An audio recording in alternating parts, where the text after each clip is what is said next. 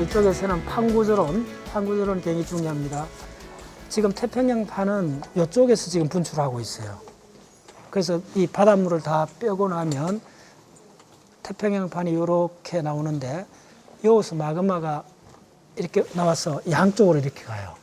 그래서 이쪽에서 나온 마그마가 어디까지 가느냐 하면 이까지 지금 필리핀 판이 있잖아요. 그래서 일로 들어가요. 그러면 여기서는 이까지 길잖아요. 근데 이쪽은 어떻게 되겠어요? 이 화살표 있잖아요. 여기서 같이 생겨갖고 이렇게 양쪽으로 이렇게 가요. 그래서 남미 대륙 밑으로 먼저 이렇게 들어가고 여기서 같이 나왔는 건 이쯤 와갖고 거의 어디까지 가느냐 하면 2억 년 전 그 중생대 주라기 트라이 아이스기까지 나와요. 예를 들면 이렇게 돼 있어요. 트라이 아이스 말기거든요. 2억 년, 대략 2억 년 전에 여기서 분출했다 하면 그거는 지금 이어가 있고 그 다음에 이쪽으로 간 건 어떻게 되겠어요? 이 남미 대륙 밑으로 들어갔다는 거예요. 그래서 이걸 전부 다 시추를 해봤어요. 자를 한 400군데 시추를 해보면 연도가 이렇게 선형으로 나와요. 그래서 요거는 중생대 트라이 아이스기, 그 다음에 주라기, 백아기, 그 다음에 신생대 팔레오세, 에오세, 마이오세쯤 되면 쯤 돼요. 그래서 이쪽에 하면 그 플라이오세, 그 다음 플라이소토세잖아. 거의 마이오세부터 플라이오세까지가 요 부근에 와 있어요. 근데 그래서 이쪽도 지금 마이오세 지층이 나와요. 그러면 마이오세보다 더 예를 들면 신생대 팔레오세 같으면 이 안에 들어가 있다는 거예요. 아시겠어요? 그 다음에 지금 바닷물을 삐고 나면 이쪽에 특히 바닷물 속에 뭐가 많이 보이죠? 이게 바로 뭐냐 하면 이쪽 지역이 온통 자바 플루토라 그래요. 온통 자바. 이게 거의 300만 년 동안 마그마가 분출된 건데 두께가 30km. 그 정도로 이 영역입니다. 이제 흔히 이야기하던 요게 이제 한태평양 조산대잖아요. 그래서 이거는 이렇게 들어가고 이쪽에는 남미 쪽에는 엄청나게 많은 화산들이 있어요. 5,000m 넘는. 그렇고. 그래서 지금 이제 히말라야가 이제 계속 올라가서 이쪽에 지금 이렇게 파미르 고원이나 히말라야 산맥 올라간 것들은 이제 이야기했죠. 이렇게 돼갖고. 그러니까, 그래서 지금 이제 바이칼이 있는 이쪽, 몽골 위쪽, 요쪽은 고생대 때 바다였어요. 그래서 어떻게 되냐면 요쪽하고 요렇게 돼갖고 봉합대가 나와요. 대륙이. 그래 하여튼 요거 굉장히 중요하고 예를 들면 태평양을 물을 다 빼버리고 나면 요런 화산을 하는 바다 밑에 화산이 몇 개냐 하면 10,000개가 넘는데요. 아시겠어요? 그래서 우리는 겉보기에 속으면 안 된다는 거예요. 항상 지구를 볼 때는 물을 다 빼버리고 나면 어떻게 되는가 그 생각을 하셔야 돼요. 그래서 이거보다 더 유명한 거는 저쪽에 가면 보여드릴게요.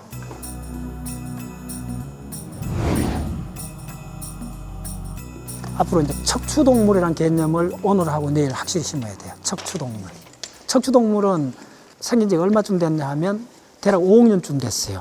그래서 척추동물이 뿌리가 5억 4천만 년. 그 캄프리아에 배웠잖아요. 캄프리아부터 시작되는데 맨 처음에 생긴 척추동물은 물고기입니다. 근데 물고기인데 턱이 없는 거예요. 그래서 그걸 뭐라 그러냐 하면 무악류. 턱악이라 그러잖아요. 무악류가 먼저 생겨요. 그 다음에 이제 턱이 생긴 악구류가 생겨요. 악구류. 맨 처음에 물고기는 턱이 없었다 생각하면 돼요. 턱이 없는 물고기들은 뱀장어처럼 그 진공청소기처럼 이렇게 석션을 했어요. 턱이 출현하고 나서 물고기는 두 가지로 갈라져요. 연골오류하고 경골오류로 갈라져요. 연골오류는 상어, 가오리, 홍어 됐죠. 그 다음에 경골오류에서 뭐가 나오느냐 하면 바로 양서류가 나와요. 그 양서류부터 부른 이름을 사지동물이라 그래요. 물고기는 동물이라는 그렇게 안 하고 이제 어류라 그러는데 물고기 중에서 경골오류에서 양서류가 출현해요. 고생대 그 석탄기부터 양서류가 굉장히 번성해요. 그 다음에 물고기가 육지로 올라온 게 양서류입니다. 그 다음에 양서류에서 뭐가 나오느냐 하면 파충류가 나와요. 파충류에서 뭐가 나오느냐 하면 포유동물이 나와요. 포유동물이 우리잖아요. 그렇게 돼 있는데 요걸 그 최근의 분류학상에서는 어떻게 부르느냐 하면 어류, 다음에 사지동물, 그 다음에 양망류. 그러니까 우리가 양수, 그저 엄마 태속의 양수잖아요. 그래서 우리가 양수란 말 쓰잖아요. 그 양수란 말을 쓸 수 있는 동물은 뭐냐 하면 옛날에 배웠던 우리가 파충류, 그 다음에 조류, 그 다음에 포유동물. 요 세 가지 굉장히 큰 동물 요걸 한꺼번에 부를 때는 양막류라 불러요. 그러니까 양막이란 개념이 굉장히 중요해요. 양막류 위에 있는 게 먼저 있었던 게 뭐냐면 사지동물이요. 양막류는 사지동물에 속해요. 그런데 양막류에 속하지 않는 사지동물이 딱 하나가 있어요. 그게 뭐냐면 양서류요. 그걸 구별해 줄게요. 빨리. 그거 굉장히 중요한 개념인데. 양서류는 대표적인 게 개구리입니다. 개구리 알하고 배말이나 도마뱀 알은 완전 근본적으로 달라요. 무슨 말이냐면 그 양서류란 말은 두 군데 산다는 말이에요. 물하고 육지에 산다는 말이에요. 그 말은 뭐냐면 물을 못 떠난다는 거예요. 그래서 개구리 알은 반드시 논이나 강에 놔야 돼요. 논에 놔야 돼요.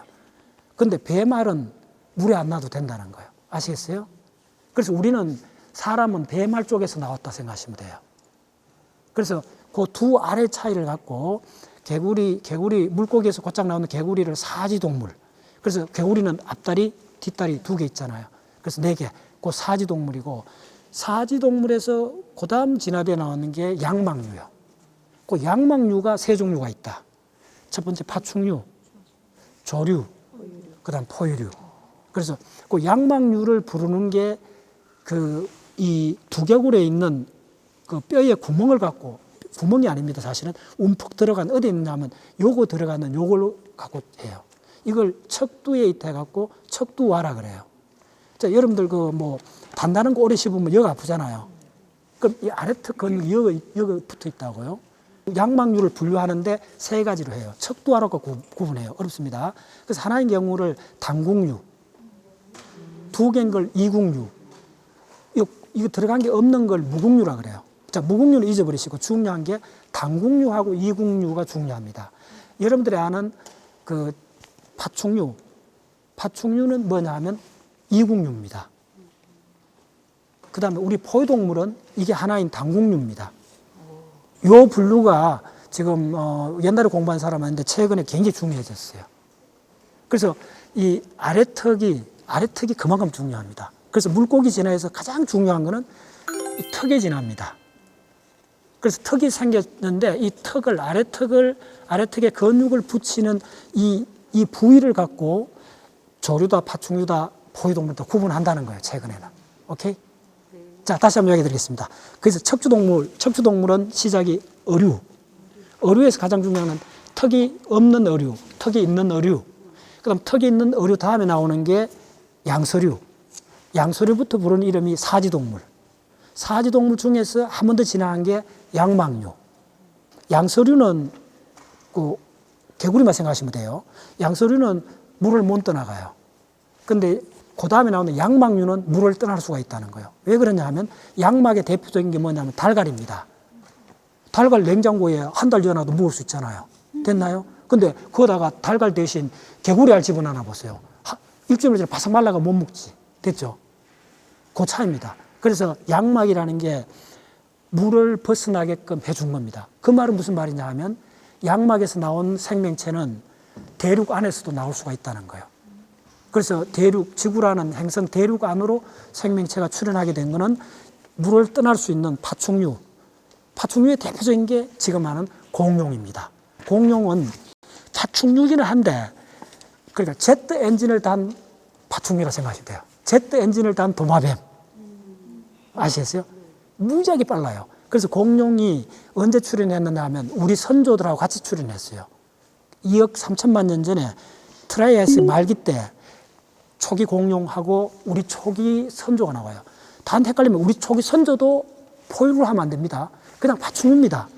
오케이? 그러니까 초기 우리가 파충류에서 그 트라이아이스 말기에 지구상에 대표적인 2종류의 파충류가 있었는데 크기가 다 개만했어요. 한 1에서 2m밖에 안 됐어요. 그런데 그 개만했던 파충류 선조가 하나는 공룡으로 갔고 하나는 포유동물로 갔다는 거예요. 됐나요? 그 포유류가 네. 박사님 그 수국류에서 그렇죠. 그렇죠. 거기에 태릉기 말에 대멸종을 거치면서 우리 그 파충류 중에 수국류라는 파충류가 있어요. 대멸종국 혹시 비었었나요? 그 시베리아에 현무암 범람해갖고 다 멸종을 했는데 시베리아 현무암 고생된 말 트라이아이스기 말에 아니 폐렴기 말에 거의 2, 3m쯤 되는 파충류가 지구 대륙에 덕실덕실했어요. 그렇게 이렇게 생각하시면 돼요. 개만한 도마뱀이 대륙을 할보했다 생각하시면 돼요. 그래서 그때 그걸 뭐라 그러냐 하면 발룡류라 그래요. 펠리코사우루스를 하는데 발룡류는 폐렴기 말에 다 멸종을 했어요. 그리고 그 발룡류의 사촌인 수국류가 우리의 선조가 되는 거예요. 근데 수국류도 엄밀히 말하면 파충류예요. 근데 파충류인데 포유동물 형태의 파충류를 해갖고 맴멜라이크 랩탈이라 그렇게 불러요. 요즘 또. 예. 일단 우리는 그냥 그 파충류다. 좀 징그럽죠? 예. 그런 거 빨리 깨부숴야 돼요. 우리는 파충류다 생각하시면 돼요. 공유를 보면. 예. 우리는 그냥 파충류야. 파충류인데 젖을 만들 수 있는 파충류다. 이렇게 생각하시면 돼요. 악어나 뱀은 결코 젖을 못 만들어요. 오케이. 그 다음에 또 하나는 악어나 뱀은 털을 못 만들어요. 털 만들고 젖을 만들 수 있는 파충류를 특별히 포유동물이라 한다. 이렇게 하면 돼요. 또 좀 차이는 뱀이나 도마뱀은 알을 몸 바깥으로 방출하잖아요. 그래서 악어는 모래사장에다가 알을 넣고 몸에 품잖아요. 근데 우리는 알을 어떻게 하느냐 하면 엄마 뱃속에서 알이 부화하는 파충류, 그걸 포유동물이라 그래요. 됐나요?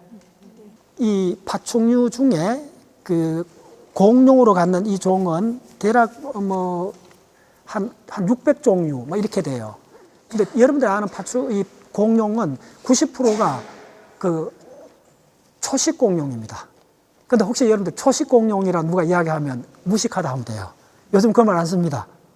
초식 공룡이란 말이 옛날 교과서에 나와요. 근데 이번에는 요즘은 그거 틀렸다 그렇게 해요. 혹시 그 왜 틀린지 아는 사람? 개인 중에 초식 공룡이란 말을 한 4, 50년 전 때는 그렇게 썼어요. 요즘 안 써요. 왜 안 쓰느냐 하면 그 초식이란 말이 풀을 먹었다는 말이잖아요. 공룡이. 그때는 풀이 없었어요. 오케이? 굉장히 중요한 이야기입니다. 풀이라는 거는 풀은 기억해 놓으세요. 풀은 대표님이 뭐냐면 한 해 살이 현화식물을 풀이라 그래요. 꽃을 피고 한 해 내로 열매를 맺고 씨를 맺고 사라지는 벼. 현화식물 중에 가장 많은 게 의외로 벼가식물입니다. 벼, 보리, 밀 이런 것들입니다. 그래서 이 현화식물들은 언제 출현하느냐 하면 여러분들 암기했던 신생대 마요스 때 출현합니다. 풀은 마요스 때고 꽃식물은 백악기 때 출현합니다. 백악기 초에 출현하는데 여기서 가장 중요한 게 사람들이 풀이 지구상에서 식물 진화에서 가장 어린, 가장 최근에 나온 겁니다. 그래서 공룡이 살았을 때는 트라이아이스기 때는 지구상에 꽃도 없었어요. 네, 꽃식물이 존재하지 않았고 그 다음에 또 뭐가 없었나 하면 당연히 풀은 신생대 들어와갖고 신생대 2000만 년 전에 대부분 풀이 출현해요. 그러니까 공룡은 언제요? 공룡은 주라기 때잖아요, 주로. 그럼 주라기 같으면 1억 4천만 년 이렇게 넘어가 버려요. 1억 년 이상 넘어가기 때문에 공룡 때는 우리가 먹는 보들바운 이런 풀이라는 게 지구상에 존재하지 않았어요. 예. 그 다음에 여러분들 지금 지구상에 있는 식물의 90%는 현화식물인데 트라이아이스기 때는 현화식물이 거의 없었어요. 거의 없었어요. 그럼 뭐가 있었느냐 하면 바로 나자식물들이 있었던 거예요. 그 나자식물의 대표적인 게 뭐냐면 소나무, 잣나무입니다. 그걸 다른 말로 구가식물이라 그래요. 솔방울을 구가라 그러잖아요. 예, 구가식물이고 공룡이 있을 때는 소철, 구가식물, 예, 나자식물의 시대입니다. 자, 됐죠? 예. 좀 죄송한데 예. 초식동물은 그러면 그 구가식물을 먹고 살았다는 소린가요? 그렇죠. 공룡은 풀이 없었으니까 구가식물을 먹었는데 좋은 질문 하셨습니다. 그 마무리해 드릴게요. 공룡은 지금 여러분들 침엽수림, 자작나무 이런 것들은 북방 한계, 시베리아 이런 데 있잖아요. 백두산 이런 데 있는데 실제로 이 침엽수림은 중생대 때 초기에는 적도지방에도 다 있었어요. 소나무, 잣나무도 있었는데 공룡이 침엽수림밖에 없는 그 침엽수림의 연약한 잎을 자꾸 뜯어먹었어요. 그러니까 공룡 등살에 점점 피해가면서 북쪽으로 확산됐다 보는 거예요. 근데 공룡은 침엽수림을 그 편리공생을 한 거예요. 준 건 없는 거예요. 뜯어먹기만 하고. 그래서 이게 지금 최근 생태학자들이 왜 공룡이 멸종을 했는가를 보는 중요한 원인 중에 하나가 운석이 떨어지는 것은 직접적 원인인데 그보다 더 강범위한 원인은 뭐였었냐면 백악이 말쯤되면 공룡 종이 막 줄어들고 있어요. 그 원인을 어떻게 보느냐 하면 그 백악이 초부터 현화식물이 꽃식물이 수만 종이 막 번식하기 시작했어요. 지구 전체를. 특히 근데 꽃식물은 뭘 만드느냐 하면 꽃가루를 만들잖아요. 그럼 꽃식물이 꽃가루를 만들면 수분을 누가 해주냐 하면 곤충이 해줘요. 그럼 곤충이 공짜로 해주는 거 아니라고. 그래서 곤충이 꿀하고 꽃가루, 단백질 획득하면서 주고받는 거예요. 됐죠? 침엽수림은 꿀을 잘 못 만들어요. 그리고 공룡은 일방적으로 침엽수림을 착취했어요. 근데 공룡 다음에 온 우리 포유동물하고 꽃식물하고 그 다음에 곤충이 요 3자가 상호 이익되는 공생 게임에 들어갔어요. 어떻게 들어갔나 하면 꽃식물이 꽃가루를 하기 위해서 곤충들이 진화를 급격하게 합니다. 신생대 오면 백아기부터. 그러면 꽃가루를 날라주는데 그 곤충을 누가 좋아했나 하면 우리 영장류들이 곤충을 좋아했어요. 예, 메뚜기 먹는 거 생각하면 돼요. 예, 그래서 지금 곤충이 다시 중요한 식량원으로 나오잖아요. 그게 진화적으로 의미가 있는 이야기입니다. 그러면 우리가 영장류들이 자꾸 곤충을 잡아먹으면 누가 싫어하겠어요? 꽃이 자기 꽃가루를 곤충이 못 날려주는 거잖아요. 그래서 꽃식물들이 우회로로 만든 게 열매라는 겁니다. 아시겠어요? 예, 굉장히 중요한 개념입니다, 이게. 예. 그래서 열매를 따먹는 거예요, 우리는 점점. 예. 그래서 곤충을 적게 잡아먹고 열매를 따먹는 쪽으로, 특히 영장류는 전적으로 상당히 열매에 치중하잖아요. 밀림에서. 그러면서 완벽하게 서로 도와주게 되는 거예요. 그래서 이게 결국은 간단한데 굉장히 중요한 주제인데 무슨 말이냐면 신생대는 지구상을 우점하는 종이 대륙은 포유동물이 완전히 장악했어요. 심지어 하늘까지도 포유동물이 일부 장악했어요. 그게 뭐죠? 박쥐입니다. 그 다음에 바다는 어류. 그 다음에 하늘은 사실은 누가 장악했나 하면 조류입니다. 자, 새들은 저녁만 되면 둥지로 가잖아요. 밤에 나는 새 본 적이 없죠. 그 왜 그럴까요? 공룡을 닮아서 그런 겁니다. 공룡이 밤에는 활동을 거의 안 했습니다. 오케이. 그래서 새는 정확하게 공룡의 후예입니다. 그래서 지금 어떤 실험을 유전공학자들이 그 공룡하고 새의 건친 관계 바로 연결되는데 어떻게 됐냐 하면 지금 신생대 들어와서 9,000 종류 되는 이 조류는 전적으로 백아기 말에 깃털 달린 공룡의 한 일파가 진화되어 온 걸로 보고 있습니다. 이건 명확한 많은 증거들이 있습니다. 그래서 공룡은 이제 여러분 첫 번째 척추동물이라는 개념을 머릿속에 했어요. 파충류니 뭐니 포기 다 잊어버리시고 무조건 뼈를 보면 척추부터 먼저 보세요. 그걸 훈련하셔야 돼요. 보시면 얼마나 유니크해요. 이쪽에서부터. 네, 쭉 있죠. 이게 이제 물고기에서부터 공룡, 뱀, 사람 할 것 없이 동일한 게 뭐냐면 이 기본이 척추입니다. 해양 척추동물이 바로 물고기고 그 척추동물은 두 가지밖에 없어요. 해양 척추동물, 육상 척추동물. 그 다음에 여기 이빨을 보세요. 자, 이빨 보세요. 너무 공부하기 간단해요. 자, 한번 다 동일하잖아요. 그래서 요거는 생명 진화에서 가장 중요한 게 뭐냐 하면 동물이 수백만 종으로 이렇게 달라지게 된 근본 원리가 뭐냐 하면 여러분 입장 생각해 보세요. 완전히 왜 이 공룡은 이빨이 다 이렇게 동일했을까요? 훑어먹으니. 그렇죠. 항상 먹이하고 같이 생각해야 돼요. 지금은 한렵수가 있고 열매도 있고 씨도 있고 온갖 것이 있기 때문에 그거 맞춰갖고 여러 가지로 분화되어 오는데 공룡 입장에서는 침엽수리 말죠. 솔잎 같은 것밖에 없다고 생각해 보세요. 그럼 뭐가 필요하겠어요? 깔뿌리가 필요하죠. 그래서 항상 이 동물 진화를 볼 때는 먹이하고 같이 보셔야 돼요. 그러니까 먹이가 일정해지면 이걸 분화할 필요가 없는 거예요. 그래서 이걸 뭐라 그러냐면 이빨이든 일정한 게 우리 몸에 항상 있어요. 갈비뼈도 보세요. 갈비뼈도 전부 비슷하잖아요.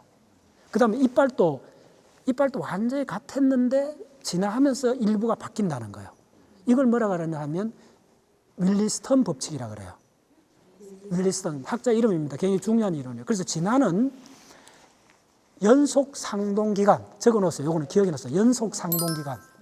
연속 상동기간이 이런 겁니다. 연속됐고 상동이란 말이 비슷하단 말이에요. 이거 보세요. 자, 이거 거의 비슷하잖아요. 연속됐잖아요. 이 연속 상동기간이. 근데 약간씩 바뀌었죠. 이빨도 원래는 완벽하게 같았어요. 됐나요? 그러면 진화한다는 말은 뭐냐 하면 연속 상동 기간이 두 개가 완벽하게 같으면 하나만 해도 되잖아요. 두 개가 여기 완벽히 같으면 하나만 해도 역할을 할 수가 있잖아요. 그러면 하나는 약간 변형을 해도 생존할 수 있다는 말이에요. 이해됐나요? 이게 진화의 근본 원리입니다. 두 개가 이렇게 됩니다. 자, 우리 DNA 다 배웠죠? 이거 굉장히 중요해. 반복해 드릴게요. DNA가 그 에러가 일어나는 방법 중에 가장 뭐냐면, 자, 그 직원 보고 이거 A4 용지 하나 카피하라 했는데 보단을 두 번 눌릴 수도 있잖아요. 카피 두 번 실수할 수 있죠. 그러면 두 벌이 생겨버릴 수도 있어요. 그렇게 해갖고 DNA 전체가 두 벌씩 진화되는 현상이 벌어졌어요. 실제로. 그러면 완벽히 같은 한 벌 갖고 살아갔는데 한 벌이 더 생겼잖아요. 그럼 어떻게 하겠어요, 여러분들? 한 벌 없어도 되잖아요. 그럼 한 벌 갖고 새로운 걸 해본다는 거예요. 이해됐죠? 그래서 이빨도 지금 보시면 완벽히 같은데 환경이 좀 바뀌면 이거 완벽히 같은 것 이렇게 쓸 필요 없다는 거예요. 그 중에 몇 개는 어금니로 바꾼다는 거예요. 이해됐나요? 그래서 손가락도 초기로 가면 완벽히 같다고 생각하시면 돼요. 그래서 환경이 바뀌니까 완벽히 같은 거 두 개 쓸 필요가 없다는 거예요. 하나만 다른 걸 살짝 변형해도 목숨에 괜찮다는 거예요. 요게 진화의 가장 근본적인 법칙입니다. 그걸 연속 상동 기간. 그래서 초기 동물 보면요. 갈비뼈가 6개까지 동일합니다. 근데 우리 이거 없어졌잖아요. 연속 상동 기간의 변형. 그걸 진화라고 합니다. 됐죠? 예, 빨리 들어갑시다. 넘기겠다. 예.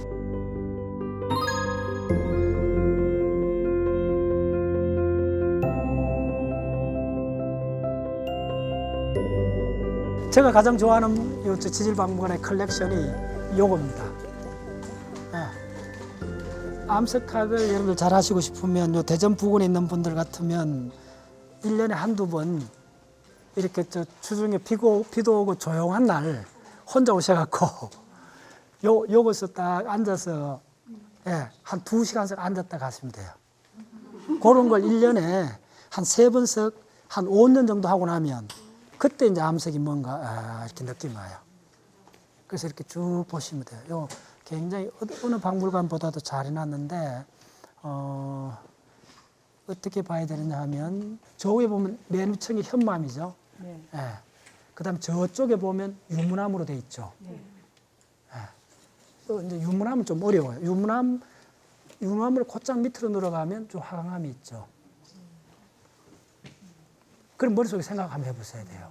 얼마나 어려운가. 이 밑에 있는 화강암하고 저 유문암이 같다고 못 느껴지잖아요. 네. 완전히 다르잖아요. 근데 그 화학적 조성은 같다 그랬죠. 네. 그걸 자꾸 이제 눈에 익히라. 이렇게 달라질 수 있다는 거예요. 아시겠어요? 그리고 유문암은 뭐 저렇게 보일 때 있지만 저 바깥에 나가보면 완전히 달라요 또. 한마디로 유문암의 패턴은 종잡을 수가 없어요. 그래서 먼저 공부하는 게 화강암은 아까 봤던 것도 비슷하잖아요. 어디 가도 안 헷갈려요.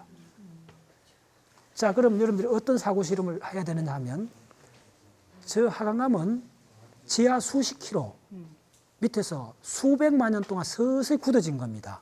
됐죠? 근데 저 유문암 화강암이 갑자기 위로 올라가고 확 분출했다 생각해 보세요. 그러면 저게 돼버려요. 네. 그리고 저게 그 지 표면에서 흘러내려가요. 흘러내려가서 이슬유자 무늬, 유문. 예, 그 무늬가 있다 그렇게 하는 거예요. 자, 그다음 요걸 보세요. 이제 요거 이제 뭔지 무슨 말인지 알까요? 사고 실험입니다. 사고 실험 반드시 하셔야 돼요. 요게 지금 발레암이잖아요. 보였죠? 돌솥 비빔밥. 됐죠? 느낌이 오죠? 근데 야를 요 조성이 그대로 같은 걸 이거는 저 지하 수십 킬로 밑에서 서서히 굳어진 거예요. 근데 이게 위로 올라와서 푹 해갖고 굳어지면 이게 된다는 거예요. 현무암이 된다는 거예요. 근데 이거는 이야기 되죠. 한번 상상 실험해 보세요. 뭔가 이 질이 유니크하잖아요. 두 개 다. 근데 뭔가 저게 좀 바뀌어질 수 있겠다. 됐나요? 사고 실험을 해야 돼. 사고 실험. 혼자. 자, 그 다음에 세 번째는 뭐냐면 저쪽에 보면 화강암이죠. 네. 요 가운데 섬장암인데 섬장암 일단 빼버리고 너무 헷갈립니다. 지금 섬노감이 있죠. 그 다음 발암이 있죠. 네. 요걸 머릿속으로 사고 실험 해보셔야 돼요. 뭔가 유니크하잖아요. 그럼 보시면 지금 선로감이 화강암하고 발암 중간쯤이라는 거 느껴지나요? 네. 색깔이든 뭐든. 네. 예. 그거 아주 묘해요.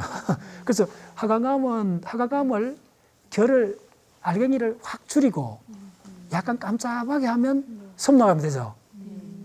예. 섭노감에서 깜짝한 걸 확 모으면 이렇게 예, 얼룩 비슷하게 되죠. 예. 그다음에 그걸 발암을 위로 확 분출하면 구멍뻑끔 생기는 현무암이 될 수 있겠다 느껴지죠. 예. 그다음에 섭노감을 위로 확 올리면 안산암이 되죠. 어려워요. 굉장히 어려워. 안산암 같은 것도 어려워요. 그래서 제가 한 15년 전부터 했던 거는 뭐냐면 하강암을 갖고 계속 훈련했던 거예요. 아시겠어요? 자, 요거 하강암 가운데 반상 하강암 있죠? 자, 그럼 또 사고 실험 해보세요. 저 하강암에서 자, 반상 하강암 쪽으로 가는 거 한번 보세요. 반상 하강암은 굉장히 간단해요. 뭐냐면 결정이 굉장히 큰 것들이 보이죠? 예. 약간 흰색도 띄고 약간 희미하게 주황색도 띄고 하잖아요. 그러면 저거는 대부분 사장석 계열입니다. 장석입니다. 화강암이 있다면 검은 것들은 다 뭐죠? 흑연이 돼요. 흑운모. 네, 흑운모가 되는 거예요. 그 다음에 이제 요 섭록 반암 있죠. 그래서 그 결정들이 하얗게 젊게 이제 섭록암에 박힌 거예요. 네. 그래서 오늘은 크게 너무 욕심 많이 내지 마시고 하강암하고 섭록암하고 발암, 그 다음에 유문암하고 안산암하고 현무암, 요 6개가 화성암의 기본입니다. 아시겠어요? 그래서 저 위에 있는 거는 다 뭐라 그랬어요? 분출됐다 그랬죠. 그래서 분출되면 어떻게 되느냐면 간단해. 분출되면 알갱이들이 적어요. 결정들이. 그래서 결정은 지하에서 서서히 결정은 자랄 시간이 필요해요. 그 수정이든 결정이 큰 거는 지하에서 수백만 년 이렇게 자란다 생각하시면 돼요. 근데 갑자기 분출하면 마그마에서 결정이 성장할 시간이 없잖아요. 그러면 알갱이가 거의 없어져요. 알갱이가 없어지는 그걸 뭐라 그러냐면 아몰포스라 그래요. 예, 꼭 기억해 놓으세요. 모포스란 말이 형태란 말이에요. 근데 아가 붙으면 부정사가 붙으면 아몰포스가 돼요. 형태가 없다는 말이에요. 결정 구조가 안 보인다는 거예요. 결정 구조가 가장 크게 보이는 게 다이아몬드 수정이고 표면으로 올라오면 결정 구조가 자랄 시간이 없기 때문에 아몰포스가 되고 아몰포스의 가장 대표적인 게 뭐냐면 유리입니다. 무슨 말이냐면 여러분들 유리를 한번 깨보세요. 깨면 그 설탕 같은 직육면체가 안 나와요. 무슨 말인지 아시겠어요?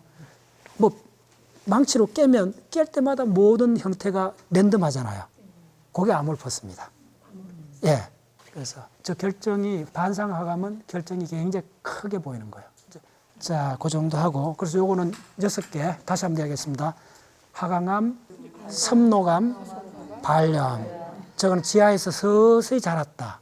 그래서 지금 발암이나 화강암 같은 뭐 명확하게 결정들이 보이죠. 그다음에 이게 갑자기 위에 분출하면 예, 유문암부터 안산암, 현무암. 그러니까 현무암에서 구멍 생기면 이해하겠죠. 갑자기 하니까 가스들이 나간 거야. 그래서 구멍이 생긴 거예요. 네, 그겁니다. 자, 그다음 이쪽에 이쪽은 자, 요거 흔히 보는 암입니다. 요게 여감이잖아요.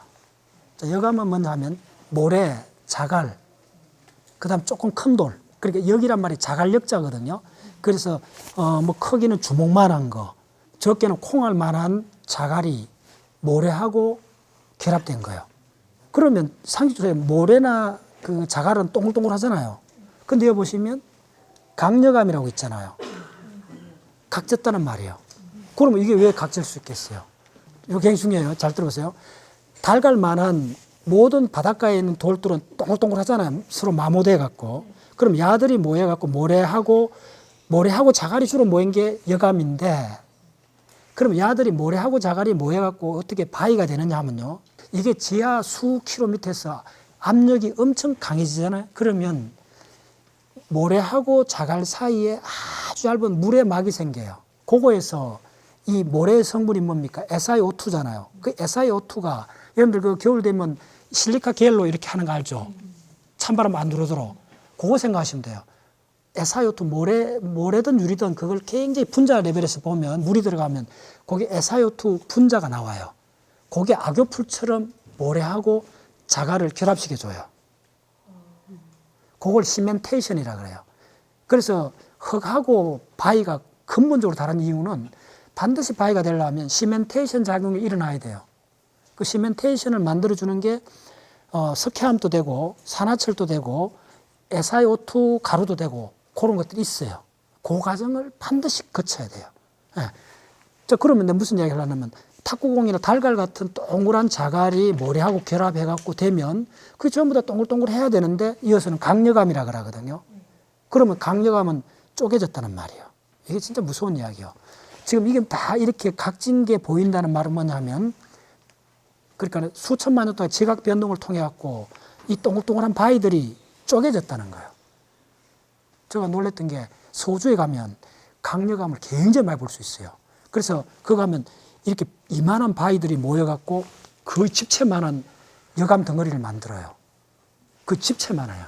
이만한 것들이 화산 분출로 인해갖고 예, 수백 메터 날아가면서 서로 충돌해갖고 쪼개진 것들이 막 나와요. 예, 그래서 강력암. 자, 그 다음에 석회암. 석회암은 두 가지 기원입니다. 석회암 분자식이 뭐죠? 석회암 그렇지. CaCO3. 자, 그 다시 한번 반복해 줄게요. 석회암을 왜 이해해야 되느냐 하면 일본 동경대 교수가 썼는 책에 이야기했잖아요. 지구 45억 년의 역사는 이산화탄소가 대기와 대양과 대륙을 순환하는 역사라 그랬잖아요. 그럼 이산화탄소가 대양과 대기와 대륙을 순환한다면 대륙에 와서는 어떻게 순환할 것 같아요? 이산화탄소가. 이산화탄소는 기체인데 대륙은 땅은 단단한 바위인데 이산화탄소가 무슨 바위하고 관계가 있느냐. 그거 이해하시는 게 굉장히 중요합니다. 다시 한번. 일본 동경대 지질학 교수가 했던 그 유명한 말이 지구 역사 45억 년의 생명 역사까지 다 그 속에 포함됩니다. 그게 뭐냐 하면 이산화탄소가 한때는 대기 중에 있었다는 거예요. 그 다음에 그 대기 중에 있는 이산화탄소가 대규모로 바다에 녹아 들어갔다는 거예요. 자, 그러면 이산화탄소가 바다에 녹아 들어갔다는 걸 분자식으로 한번 써보세요, 여러분들. 그래서 주기율표로 공부하라는 거예요. 그러면 이산화탄소는 CO2죠. 자, 물은 H2O잖아요, 바닷물은. 그럼 CO2 플러스 H2O를 해보세요. 그럼 뭐죠? H2CO3가 돼요. 머릿속 계속 해봐야 돼요. 그게 뭐냐 하면 여러분들은 코카콜라입니다. 사이다입니다. 탄산수입니다. 말 그대로 탄소가, 이산화탄소가 물에 녹아들어가는 그 물에다가 설탕 좀 넣는 걸 전부 다 탄산수가 된 거예요. 됐죠? 그러면 대기 중에 이산화탄소가 얼마나 많았길래, 얼마나 많았냐면요. 지구 초기에는 지금 산소 양만큼 이산화탄소가 있었어요. 그거가 90% 이상 다 바다에 녹아 들어간 겁니다. 그러면 CO2 플러스 H2O.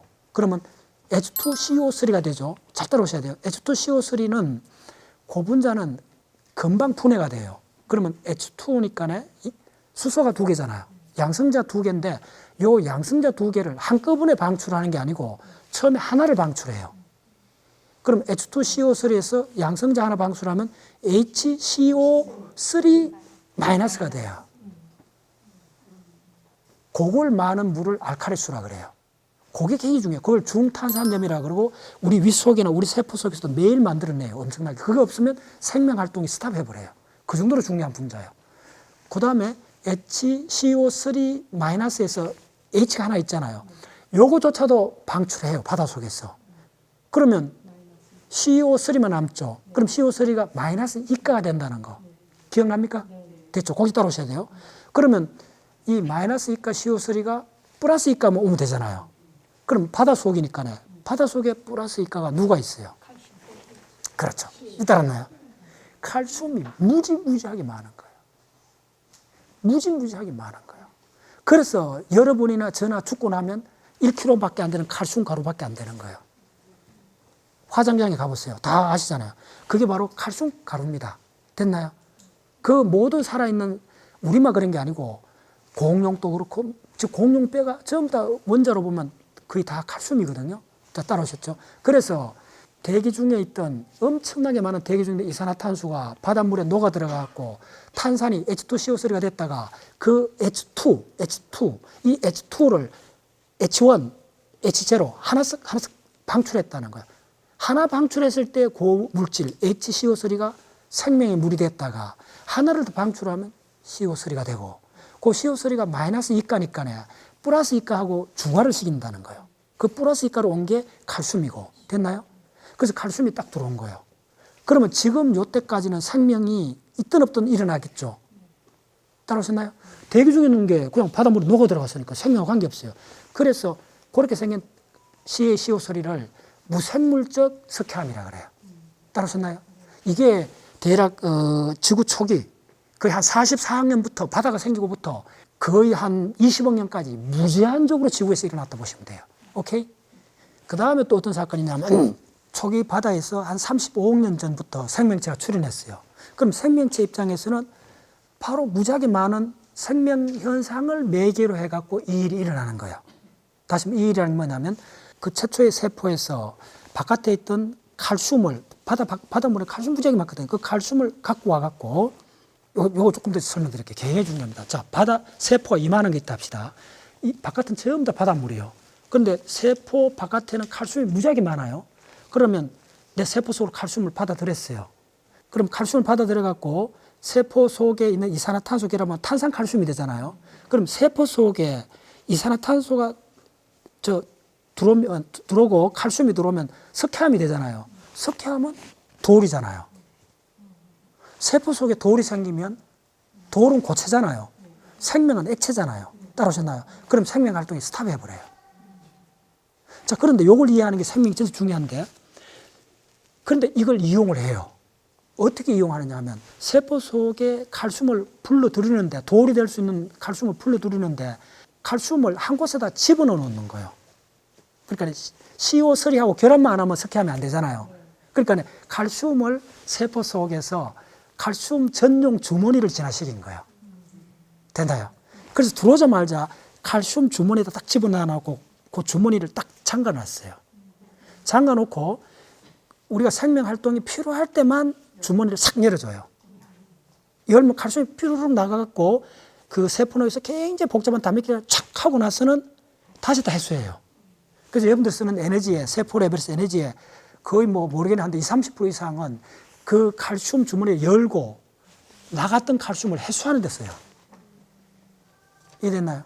그래서 그걸 이제 내가 오랫동안 강의를 했는데 그 세포 속에 있는 그 칼슘 주머니를 열고 닫는 이 기능이 나이가 들면 서서히 퇴화가 되기 시작해요. 그럼 세포 내의 칼슘 농도를 조절을 못해요. 미묘하게 조절을 못하는 게 노화고 그게 죽음이 됩니다. 그래서 지금 칼슘이 기원이 두 개인데 44년 전부터 최초의 바다가 생기고부터 쭉 있었던 그거는 생명과 관계없는 석회암이 생긴 거고 그 과정에 이제 세포가 또 칼슘을 이용하는 걸 지금 설명했잖아요. 그래서 칼슘을 어떤 식으로 이용하냐면 그렇게 받아들이는 칼슘하고 CO3를 결합하면 칼슘하고 이산화탄소를 결합하면 곧장 뭐가 되느냐 하면 석회암이 되잖아요. 그 석회암을 갖고 생명체가 집을 지은 거예요. 석회암이 돌이니까요. 그래서 해면 동물, 산호 같은 게 출현하는 거예요. 오케이? 그렇게 생겼는 산호 껍질은 거의 대부분 석회암입니다.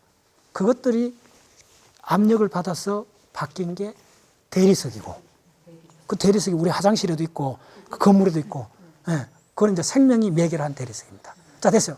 이야기 드릴게요. 지금 여기 들었던 현무암, 안산암, 이거는 마그마에서 생긴 거고, 지금 이야기했던 요 석회암은 마그마하고 관계가 없다는 겁니다. 됐나요? 이거 굉장히 중요한 거예요. 마그마하고 관계없는 가장 중요한 강물이 석회암입니다. 그래서 요거는 석회암은 곧장 생명현상하고 관계되는 거예요. 그리고 야들이 나중에 생명현상하고 관계되면서 야들이 대륙을 만들어요. 그래서 여러분들이 우리나라 강원도로 어디 가든지 석회암이 나왔다 하면 무조건 옛날에 바다 미쳤다 하시면 돼요. 됐죠? 오케이. 자, 그 정도 합시다. 그 규조토도 해주세요. 아, 그래. 규조토. 그래. 먼저 간단히 돌로마이트 해줄게요. 이 돌로마이트는 석회암 계열입니다. 돌로뮤라는 불란서 학자 이름입니다. 돌로마이트가. 근데 이거는 CAMG, CO3 두 개입니다. 네, 분자식이. 그 다음에 지금 요 규조토는 뭐냐 하면 왜 공부해야 되느냐? 간단합니다. 지구상의 산소의 거의 25%가 야가 만든 겁니다. 그 진짜 합장을 해야 돼요. 귀저들을 보면. 예, 우리가 숨쉬는 산소에 아마존 숲보다 더 많이 산소를 만들어내는 실체가 이 귀저토인데, 귀저토는 뭐냐면 다이아톰이라는 식물성 플랑크톤입니다. 그러면 야는 돌이잖아요. 이거는 뭐냐면 식물성 플랑크톤이란 말은 뭐냐면 강압성을 한다 이렇게 생각하셔야 돼요. 맞죠? 강압성을 하려면 햇빛이 들어와야 되잖아요. 햇빛이 들어오려면 유리가 필요해요. 통을. 그래서 이 귀저토는 뭐냐면 식물성 플랑크톤의 세포막입니다. 세포말이 순수한 SiO2입니다. 그래서 야들이 모여갖고 된 거예요. 그래서 이거나 여러분들 보는 모래나 완전 분자식이 같습니다. 자, 보세요. 이 유리도 SiO2고 저것도 SiO2입니다. 저거는 또 현미경을 보면 굉장히 그 다공성입니다. 구멍이 있어요. 그래서 노벨이 다이너마이트 만들 때 니트로글리세린이라고 있어요. 그게 액체 화약인데 액체 화약이 금방 폭발을 해요. 그 노벨의 동생이 이거 실험하다 죽어요. 그 정도로 위험해갖고 그 국경지방에서 실험을 하다가 나라에서 쫓겨났어요. 스웨덴에 쫓겨나갖고 국경지방 호수에서 노벨이 실험하다가 마지막에 발견한 게 뭐냐면 이 귀저토에다가 액체 화약을 집어넣어갖고 니트로글리세린 액체 화약을 집어넣어갖고 다이너마이트를 만든 거예요. 예. 그래서 지금 그걸로 해갖고 재벌이 된 거죠. 그래서 노벨상이 나오게 된 것도 바로 야 때문에 나온 거예요. 자, 이쪽에 한번 에콜로자이트 보세요. 수업 시간에 이야기했죠. 에콜로자이트 보고 왔어요. 자, 한번 적어보세요. 친닌, 그냥 친닌, 다비에, 술루. 예, 친닌하고 다비에하고 술루. 술루는 어디에 있느냐 하면 산둥반도 부근에 있어요. 그 다음에 다비에, 친닌, 이거는 중국 내륙 지방입니다. 그 지명입니다. 친닌, 다비에, 술루, 그 다음에 임진강대. 우리나라 서울에서 금강산까지 가는데 그게 임진강대거든요. 그게 지질학적으로 북중국하고 남중국이 충돌했다는 전통적인 그 밴드입니다.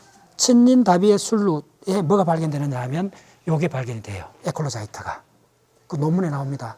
근데 우리나라 홍성에서 저게 발견이 됐어요. 그 저거는 뭐냐 하면 자, 변성암. 어디서 변성암이 섭입대. 섭입대라는 거는 해양 지각이 대륙 지각 밑으로 들어갈 때 굉장히 압력을 받을 거 아닙니까? 그래서 온도는 그렇게 높지 않는데 압력이 엄청 압력을 받을 때 거의 모든 암석이 압력을 받으면 변성암이 되는데 그 섭입대에서 생기는 특별한 광물, 그게 에콜로자이트입니다. 에콜로자이트에서 좀 더 압력을 받으면 다이아몬드가 돼요. 우리나라에는 다이아몬드가 발견 안 됐어요.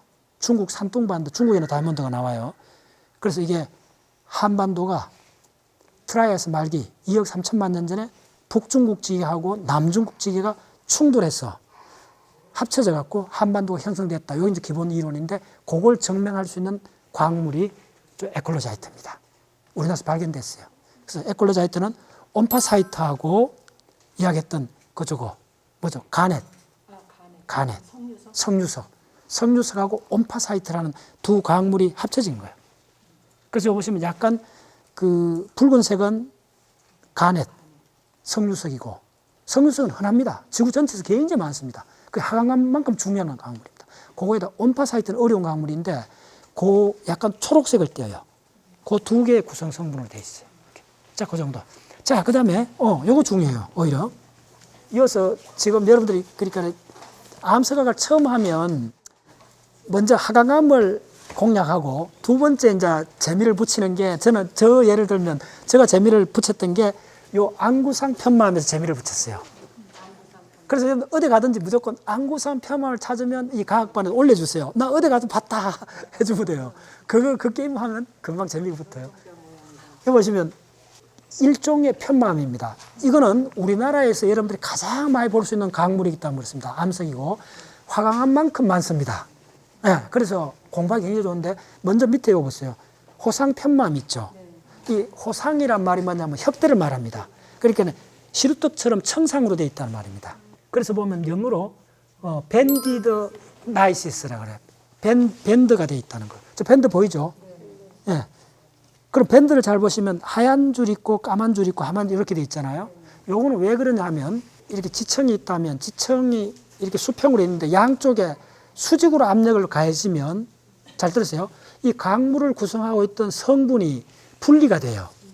그래서 하얀 성분은 주로 석영이나 사장석이 많은 성분들하고 그다음에 검은 쪽은 흑운모 쪽이 이렇게 분리가 돼요.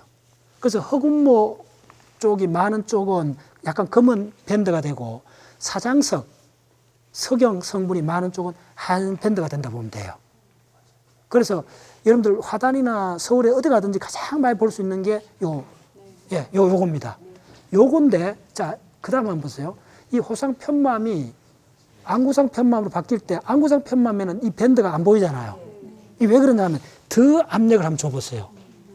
주면 요 하얀 부분이 모일 거 아닙니까? 네, 모여갖고 눈동자 모양으로 보여요. 이거 흔히 봅니다. 그러면 이제 여러분 어디서 하면 요거에서 더 됐다. 자, 그 다음 만약에 이 안구상 편맘쯤에서 더 압력을 받으면 어떻게 되느냐 하면요. 이게 야가 녹아버려요. 그걸 이제 혼성암이라 그래요. 실제로 다시 녹습니다. 예. 그래서 이게 어느 쯤이냐면 지하 한 40km, 지하 40km쯤에서 온도는 여러 가지인데 온도는 한 600도에서 한 800도쯤 가면 이 바위들이 다시 녹습니다. 압력을 받으면. 그렇게 돼 있고. 요건 조금 어려운데, 천매암은 필라이트를 하는데, 요거 잎사귀처럼 뜯겨질 것 같죠? 그게 천장의 잎사귀, 일천천자. 자, 그 다음에 어떻게 되느냐면, 자, 호음펠스 이런 거 보세요. 그럼 요거는, 호음펠스는 질이 굉장히 치밀하잖아요? 여러분 한번 상상해 보세요. 뭐, 천매암이든 이 슬레이트 같은 것들이 갑자기 부근에 그 1000도쯤 되는 샘물이 옆에 있다 생각해 보세요. 샘물을 만나면 어떻게 되겠어요? 야들이 다시 녹았다가 응결되겠죠. 아주 질이 치밀해지겠죠. 그래서 이 호음펠스는 뭐냐 하면 땅 깊은 데서는 아닌데 얕은 데서 마그마가 갑자기 와갖고 변성암들이 이 마그마의 변성작용을 받으면 마그마하고 접촉을 해갖고 일부 녹아버려요. 그래서 생긴 걸 호음펠스라 그래요. 선생님, 저게 이암인가요? 지금 저쪽에? 저게? 예, 이암. 예, 그러니까 요거는 규조 이암은 규조토에 흙 성분이 많이 들어갔고 이암은 진흙이란 말이거든요. 진흙 성분이 많이 들어서 굳어진 겁니다. 그 다음에 세일은, 잘했어요. 세일. 굉장히 중요합니다. 세일은 무조건 검습니다. 검다는 이유는 뭐냐 하면 이 속에는 그 플랑크톤, 유기물의 그 유기체, 유기물 유기체라는 거는 여러분들 다 공부 많이 했었어요. 세포 속에 TCA 했죠. 해당 작용했죠. 그 분자들이라 생각하시면 돼요. 가들이 전부 다 카본이 있잖아요. 그 카본이 나중에 끊게 된다 그랬죠.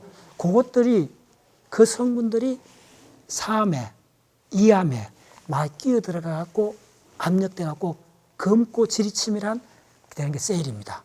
그러면 여기에는 우리가 했던 카본이 많이 들어있잖아요. 그게 연결된 게 바로 뭐냐면 세일 가스가 됩니다. 이 세일 이쪽에 들어있는 가스는 끄집어내기 굉장히 어려운데 미국에서 이제 이 공법을 만들어내 갖고 엄청나게 세계적으로 뭐 그려졌죠. 그리고 이제 세일 요쪽에는 뭐가 있느냐 하면 요게 그 바다 밑에서 이렇게 따면 판상으로 잘 깨지고 그 사이에 화석들이 굉장히 중요합니다. 세일 요거에는 화석들이 있을 수가 있어요. 그리고 이거는 전 세계적으로 많이 생기는데 왜 생기느냐 하면 그 중생대 때 슈퍼플룸이 올라왔다 그랬잖아요. 네. 중생대 때 슈퍼플룸이 올라오면 해양에 있는 플랑크톤들이 일시에 다 죽을 수가 있어요. 그러면 그 플랑크톤이 죽는 과정에서 해양 바다 속에 무산소 상태가 일어나요. 일단 그거 적어 놓으세요. 굉장히 지질학적으로 중요한 해양 무산소. 언옥시닉 이벤트라 그래서 지구 역사상에서 중생대 때 한 7, 8번 일어나요. 바다 일부 혹은 바다 상당히 태평양만한 그 거대한 바다에 바닷물 속에 산소가 갑자기 사라져요. 그래서 해양 무산소 상태가 사라지는 그 현상하고 지금 요 세일층이 생기는 게 일부 링크가 돼요. 그래서 가장 중요한 게 중생대 백악기 때 1억 2천만 년 전에 올라온 슈퍼플룸에 의해 갖고 바로 대서양이 생겼다 이야기했잖아요. 그때 생겼는 그 지금 지질학 자료를 보면요. 지금 여러분들이 쓰는 지구상에 있는 석유의 거의 50%가 그때 만들어진 겁니다. 그래서 일단 그 해양 무산소 상태하고 세일하고 석유 생기는 거하고는 서로 링크되어 있다고 지금 그렇게 보고 있어요. 예, 단을. 그래서 그 해양 무산소 상태가 아까 저 온통 잡아 이야기했죠. 초기에 들어올 때. 그 물을 빼면 거대한 플랫폼이 나오는데 온통 잡아도 대략 1억 2천만 년쯤입니다. 그때. 그래서 그런 현상을 뭐라 그러느냐 하면 지구 전체에서 현무암 범람이라 그래요. 그 현무암 범람이 시베리아에서 일어났던 걸로 인해 갖고 고생대가 끝나요. 그 다음에 중생대가 언제 끝나느냐 하면 데칸 공원에, 인도의 데칸 공원에 현무암 범람하고 운석이 떨어지는 거 결합해 갖고 바로 중생대가 끝나요. 그래서 현무암 범람은 고생대, 중생대, 신생대를 넘어오는 이때 지구 전체적인 현상으로서 굉장히 중요해져요. 오케이. 자, 그 정도 하고. 자, 좀 갑시다. 박사님, 저게 사문함이 저게 사문. 그래요. 좋아요. 아닌가요? 요거가 사펜타인이라는데, 자, 중요합니다.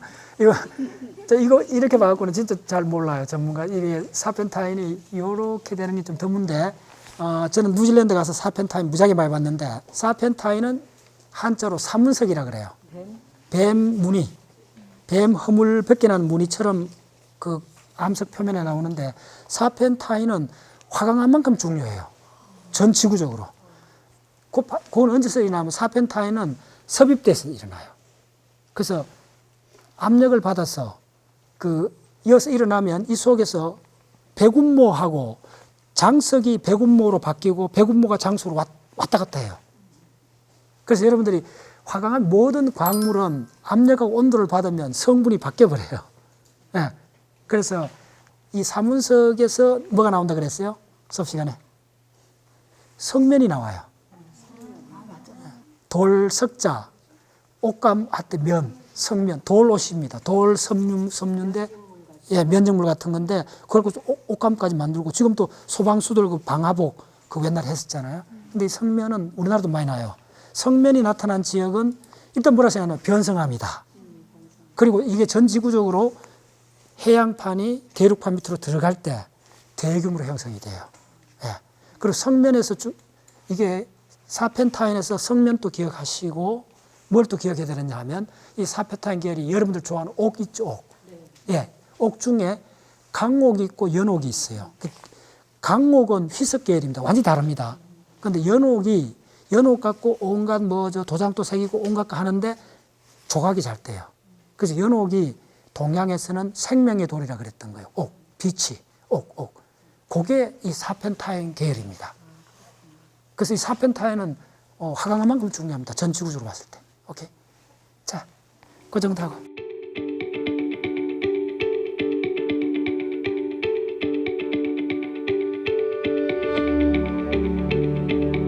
자, 여러분들, 우리 그러니까 꼭 다른 거는 몰라도 요 섭입대를 마음속에 뼈에 심을 정도로 보세요. 요게 섭입대입니다.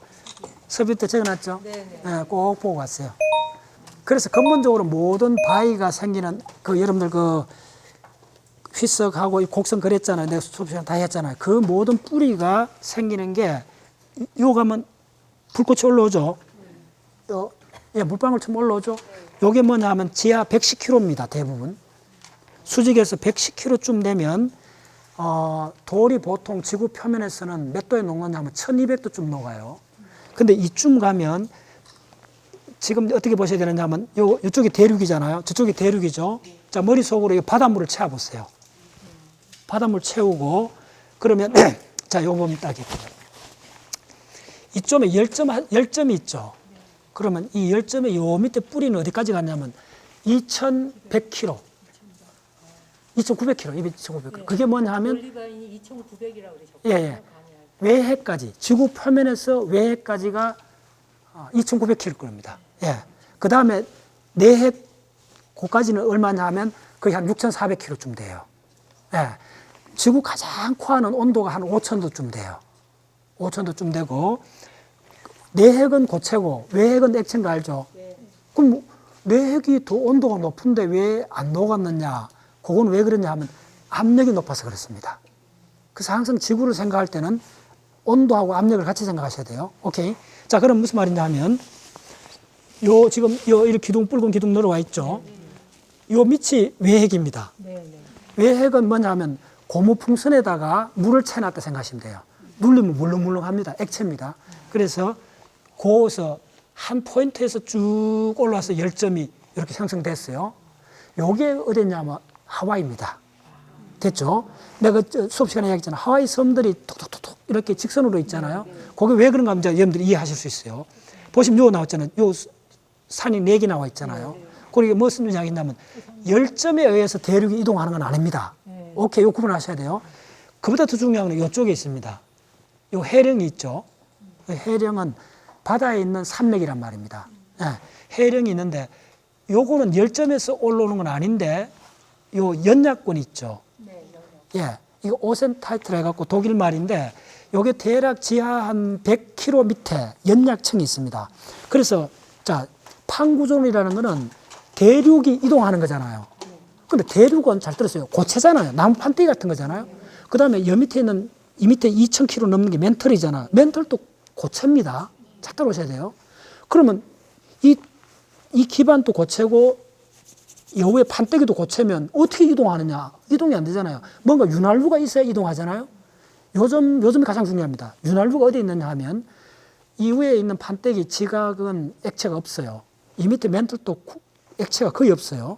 없는데 이 멘털층 요 꼭대기층이 연약층인데 연약층이 왜 연약이라 말은 우리 연약한 사람 이야기하잖아요. 그 말입니다. 좀 약하다는 말입니다. 약한데 요 면적의 한 1% 정도 녹아요. 다 녹은 게 아니고 90% 이상은 고체인데 그거에 국부적으로 이 도르래에 기름이 칠해져 있다 생각하시면 돼요. 그걸로 인해 갖고 이게 움직여요. 그래서 어떻게 되느냐 하면 지금 해령에서 계속 마그마가 올라오잖아요.